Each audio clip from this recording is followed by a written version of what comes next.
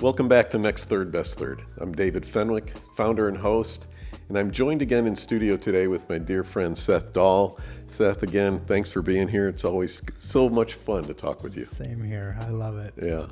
So, Next Third, Best Third, as you all know, we're really trying to get men to examine their lives and get men to take honest appraisal and then come up with a plan and be intentional. And there's 5 main areas that we're focusing on. It's our cognitive well-being, physical well-being, emotional, our relationships, and then what we call spiritual, which are those things that kind of haunt a guy, things that keep recurring: fear, regret, thoughts like I'm a failure, those kind of things. But today I wanted to talk a little bit with you because you're like the poster boy for Next Third, Best Third. You really are. I'm so impressed with what you've done to change your life. So tell us, how old are you? 46. 46. Man, you look so good. Good. But that wasn't the way a couple years ago. No, it wasn't. No. So tell me, what has been going on with you you've been intentional, haven't you? Yeah. I just realized, I think I was like, I have 3 kids, 14, 12, and 8. And well, my son, who's 11, is about to turn 12 next week. So 14, 12, and 8. And I need to be full of life. Yeah. I need to have energy. I need to have strength. I need to be alert. I need to be like engaged. And just with the age of my kids, like I got to be full on. So I was just realizing, like, wow, I'm eating, and I don't know, I haven't been drunk for probably 20 some years, so it's not like I was drinking alcohol to excess, but I was just having whiskey and having beer and hanging out with my friends and just enjoying drinks, but it was slowing me down. And I started to realize, like, I'm overweight, I don't feel good. If I drink a beer, the next day I feel it. Like, I'm not hungover, but I feel sluggish. And I just kind of was like, I need some help in this area. And I had a friend who's like a health coach, helps people just lose weight, start with losing weight and just kind of doing that. And I was like, I want to do this. And so I hired him and we went for it. And I just was like, I got to change my eating. And that was the first thing I changed. And I started losing weight and then more weight. Like, I was just going to lose like 10 pounds. Right. And then I got to 10 pounds. I'm like, I'm going to try 15. I got to 15. I'm like, wow, I need to keep going. And all of a sudden I'm like 35 pounds down going. That's crazy. This is what my frame needs to carry. Yeah. I kid you. I knew you were a little chubby. I didn't know you were that. I know. I didn't either. You hit it well. Yeah. And it was like, I just started there and going, and I've had phases in my life where it's like, oh yeah, as a young person, I was an athlete playing soccer and basketball and baseball. So I was always fit, always could run forever, just do whatever I wanted. And then, was a drug addict for a while and that didn't help. And then little by little, it was like, oh, I'm just getting chubby and getting slow. And so when I lost that weight, then I was like, whoa, I want to get stronger and take care of my body. So I started, like, I guess the way I describe it was like, I started working on my habits. Like, instead of eating 3 meals a day, really big meals, I started eating 6 times a day, 1 big meal and smaller, a bunch of smaller ones, and more protein. So I'm taking in less calories. I'm eating more often. So I'm just keeping my metabolism going. I know there's a lot of people that are like intermittent fast all day and then eat 1 meal. There's all of that stuff. For me, I was like, okay, I'm going to try this plan with my friend and I'm going to eat little bits and then have a nice dinner or have a nice lunch and eat snacks the rest of the day, like healthy snacks. And so I started there and I was like, oh, this isn't about me going on a diet. This is about me changing my lifestyle because I want to live healthy the rest of my life. I want my next half to be my best half. Because hopefully I'm not even halfway yet, but like, so I realized like, oh, this is habitual. So then I go, well, I'm drinking more water just to drink water and be hydrated.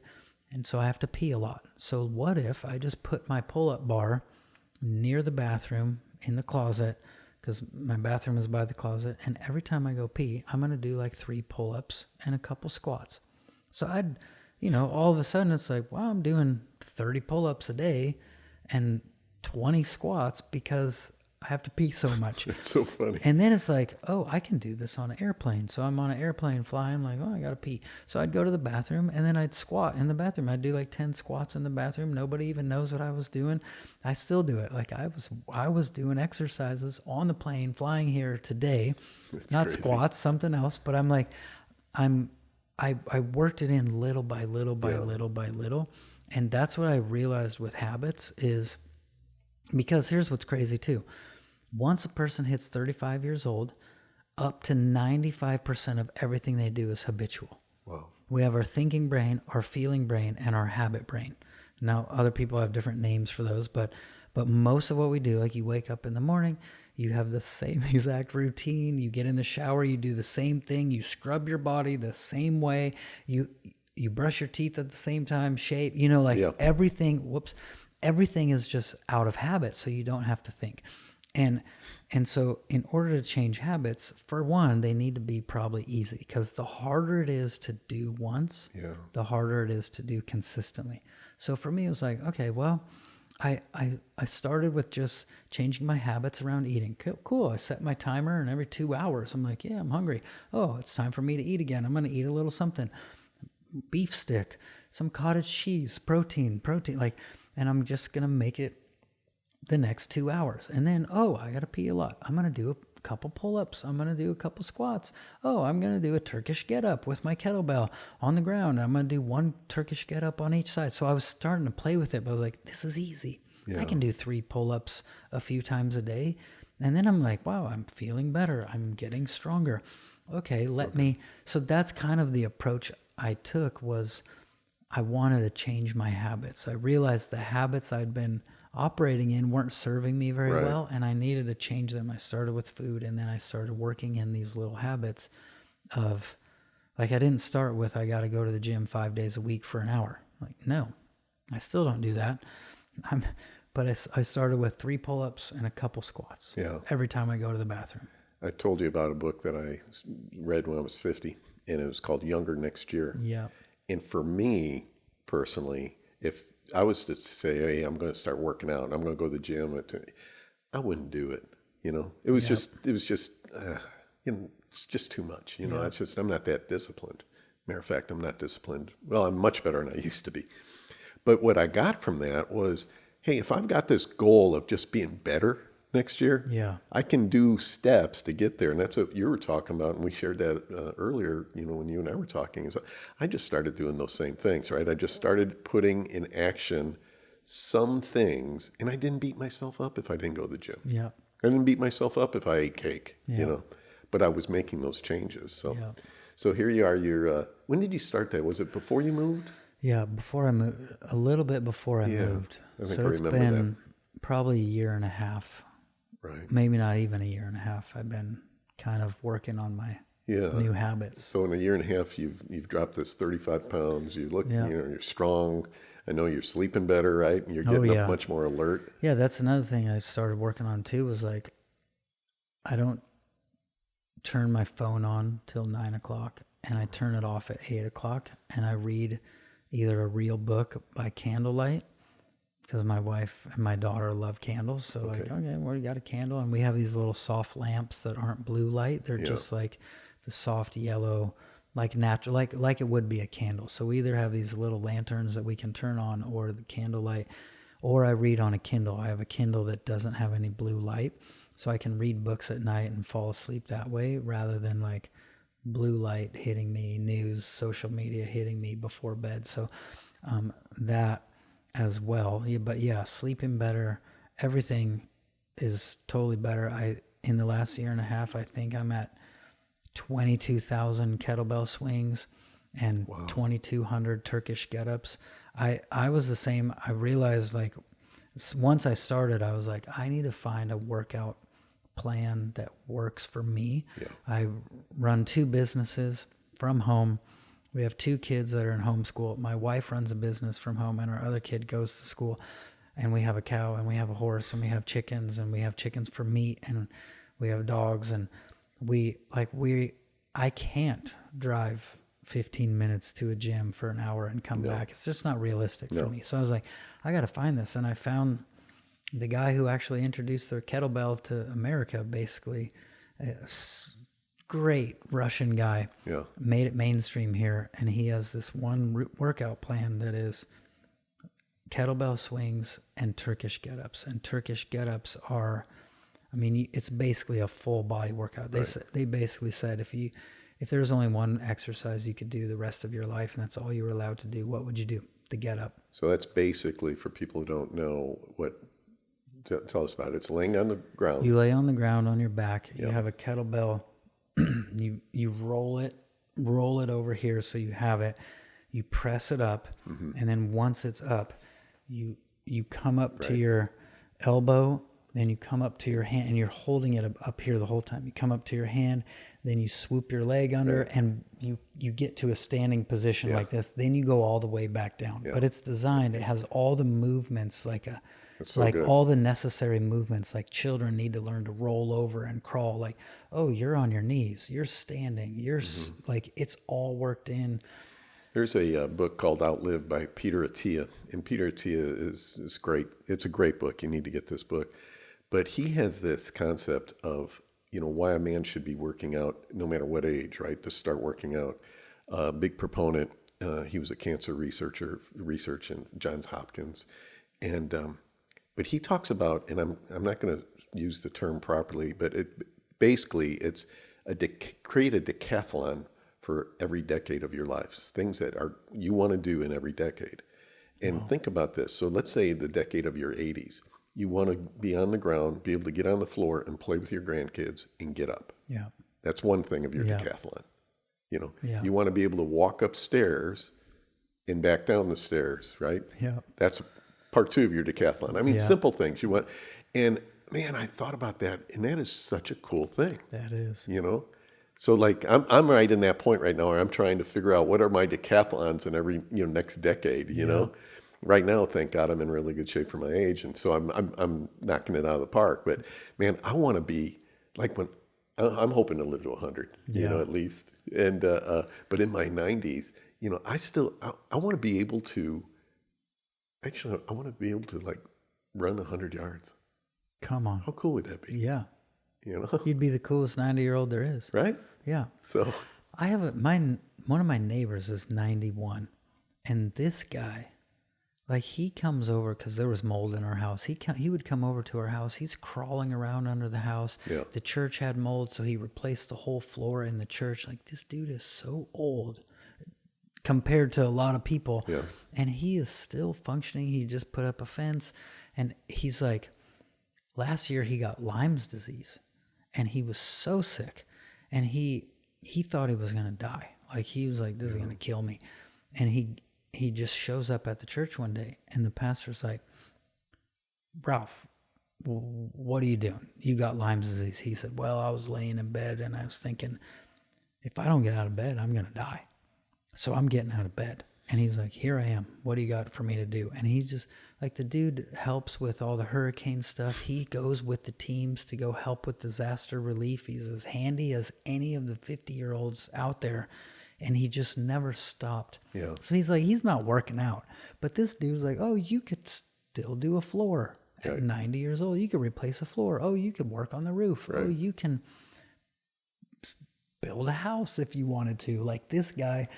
But he's one of those dudes. You can overcome Lyme's disease at 90 because you're...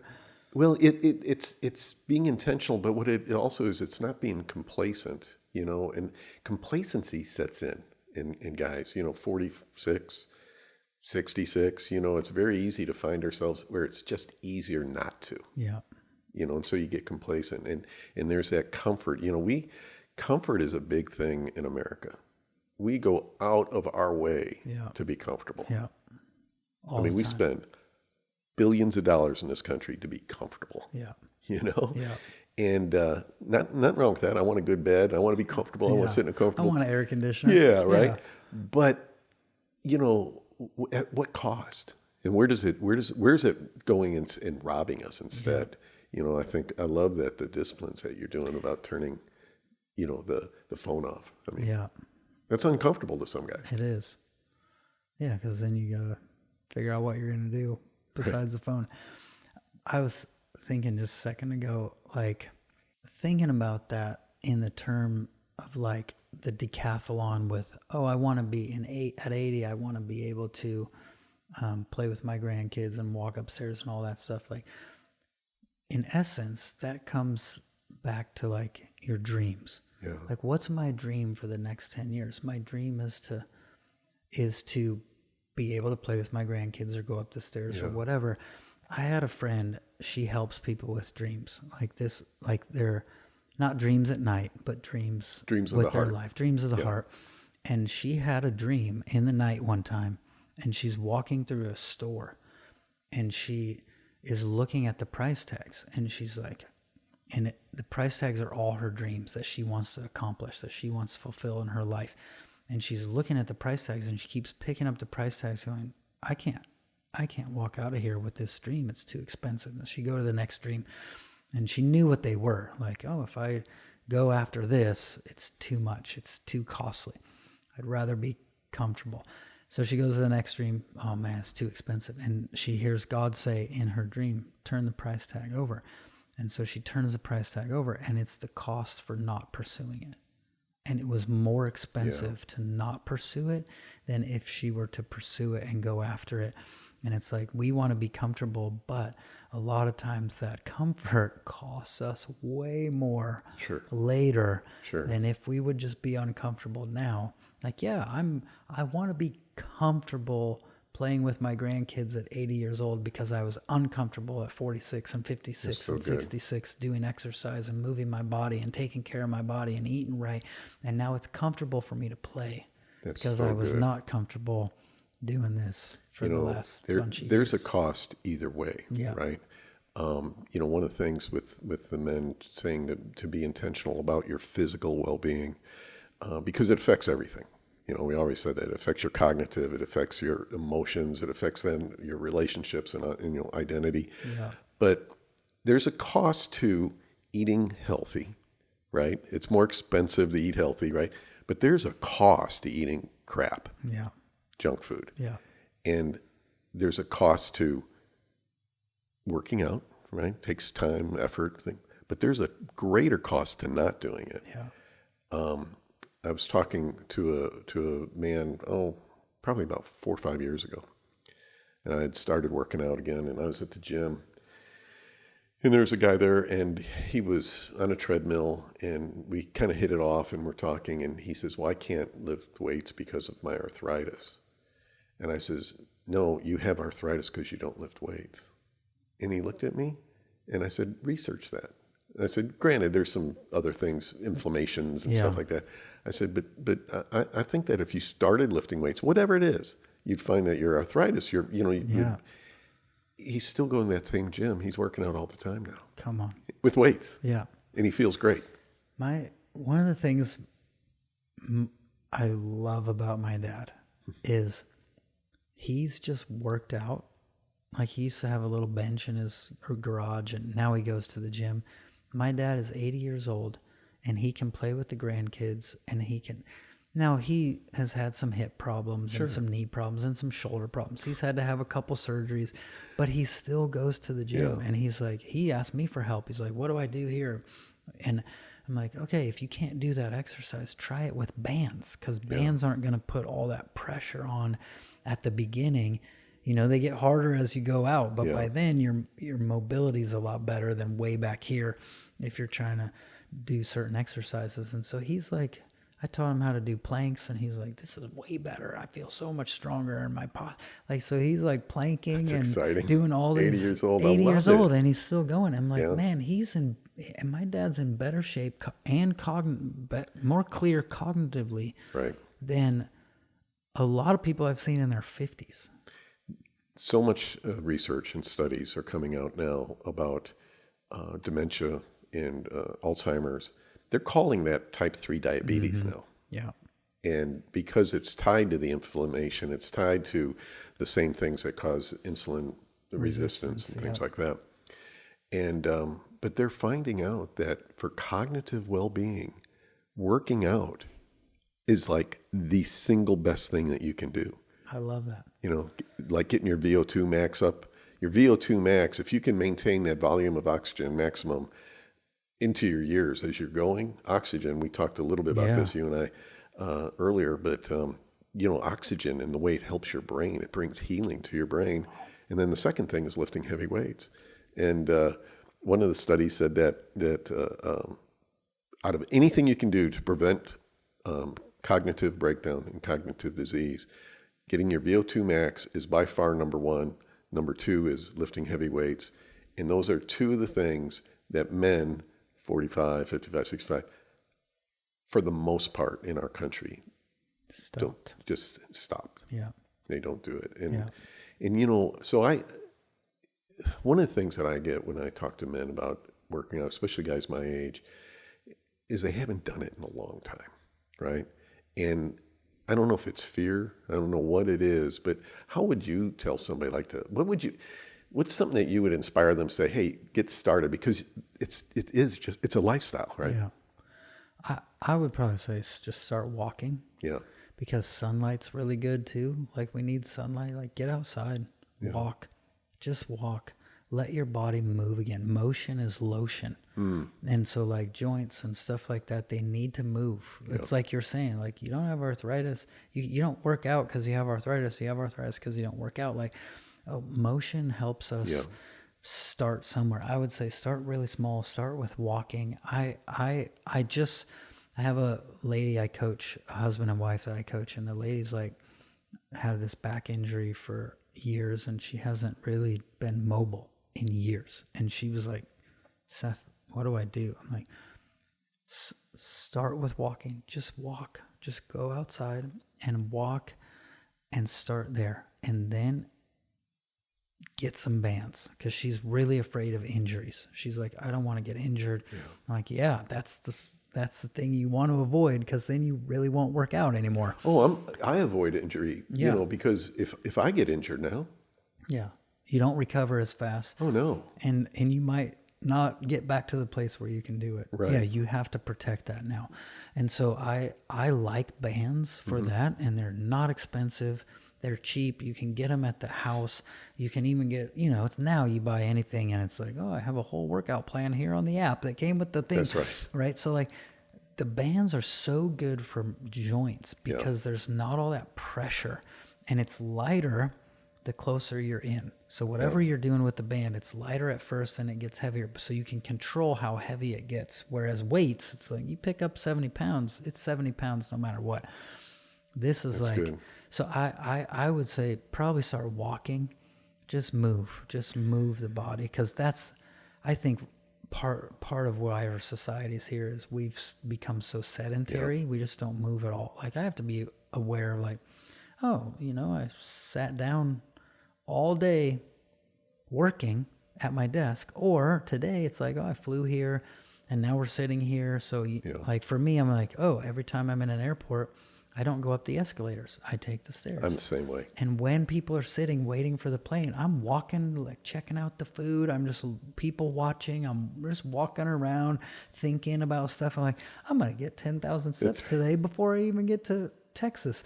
And so I'm like, how can I move? But I would say start with the simple. Start with what you can do. Just walk, just move. And motion is lotion is so true. You know, you look at the healthiest areas of the world, the blue zones, the people there are active. They're active and they've got movement incorporated into their lives, right? Yeah. And again, there's guys I'll talk to and they'll say, well, I've got bad knees. I can't do that. I have an MCL tear here. My left hip popped out of socket. Oh, man. I mean, I've got 2 rotator cuff injuries. I mean, I've got joint pains all over the place. But like I was afraid about my legs, you know, my hip, because, you know, I've got to move.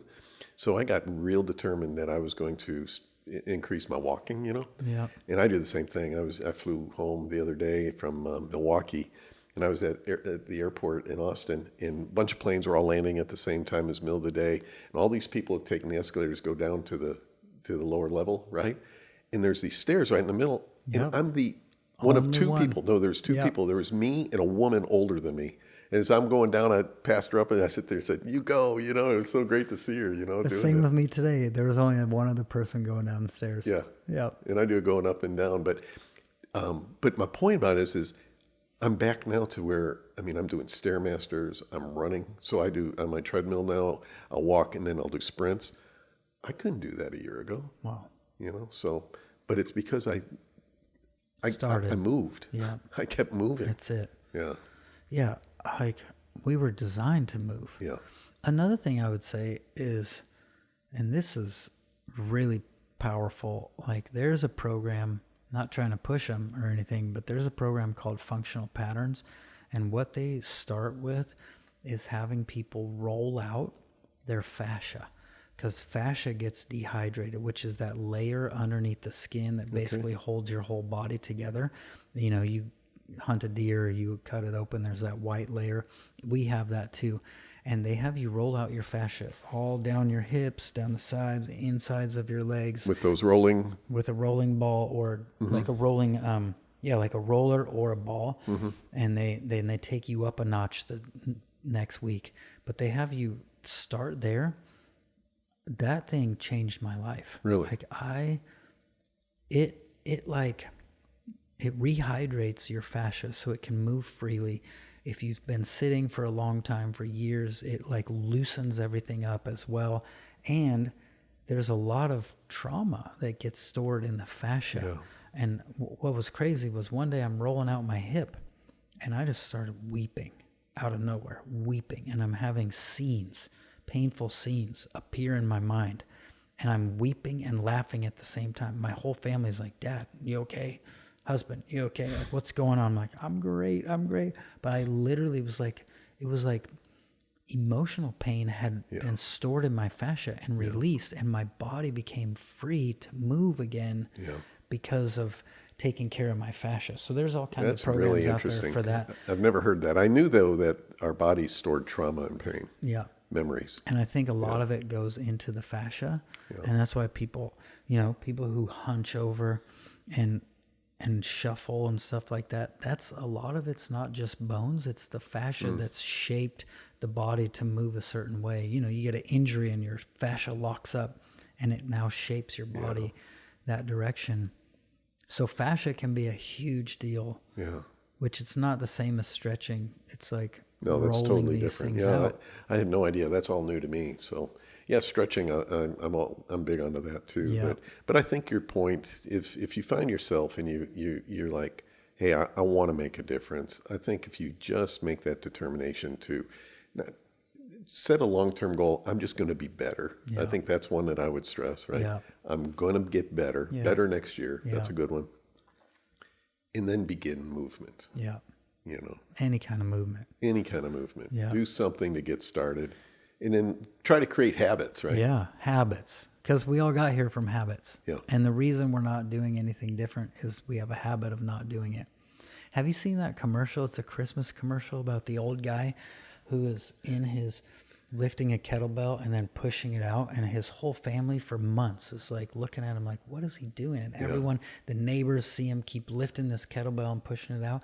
And then Christmas comes and he picks up his grandchild and lifts her up, and she puts the star on the tree, and you're like, oh, it goes perfectly with everything we've said. Is like, this dude had a goal. That commercial messes me up. It messed me up so bad. It's so good. I'm like, give me a kettlebell. I need to That's right. practice with the kettlebell so I can throw my kids, hold my kids, my grandkids, all this. So I think as guys, that would be a good thing, is saying, what's a goal? Yeah. You know, what's a goal that I want to do? There's this term, nautical term called kedging. And kedging is, they used to do it in the longboats, you know, in the big ships as they were going into a port. They would drop a longboat out and they put the anchor in it and they would row it as far away as they could. And then the guys in the boat, in the longboat, would be pulling, right? and they'd be pulling and pulling to try to get, because the big boat couldn't get in. And so it was a kedge. They'd sent this long boat out there, and then that bay that could bring the big boat eventually into. Wow. And so they would go a different direction. Finally, that's how they would bring them into port. Wow. And that's what really goal setting like this is, long-term goal setting, or having something like, I want to lift my granddaughter up, for the Christmas tree. It's a kedge. And I think that'd be a cool thing for guys to do, is say, what is something that I want to see myself doing a year from now? Yeah. And what's a little tiny step I can start? That's right. It doesn't have to be huge. Yeah. Like, I won't go to the gym for an hour. No. Period. I don't think I ever will again in my life. I've got it sorted out at my house. But I started with 3 pull-ups at a time. Yeah. When I go to the bathroom, can I do a push-up? Can I do a sit-up? Cool. It's funny you talk about. I started just a few weeks ago, where I go every time I go into the bathroom. Something about the bathroom. Yep. Every time I go into the bathroom, I do 10 squats. Come on. Look in the mirror. Yes. I do 10 squats, and then whatever reason I go in the bathroom, right? I do 10 squats and I leave. It's so funny when you said that. That's totally how I got back into this too. Yeah.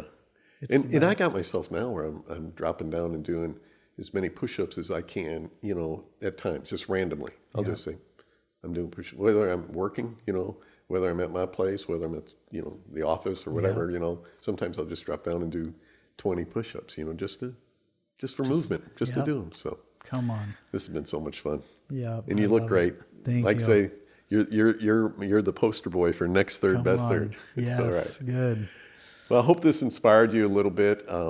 Whatever you do, start now. We need you. The world needs you. Your family needs you, and you're worth it. So thanks for tuning in. Don't forget to subscribe, hit the like button, comment. It all helps the algorithm and helps us grow this channel so that we can reach more and more people. Thanks.